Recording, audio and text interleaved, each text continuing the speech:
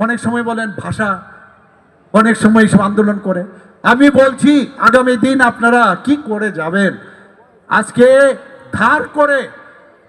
ধার করে অন্য যে পৃথিবীর অন্য প্রান্তে থাকে, আমাদের এখানে যারা আগে রাজ করেছিল তাদের যে লেটার স্ক্রিপ্ট আপনারা কেন ব্যবহার করবেন?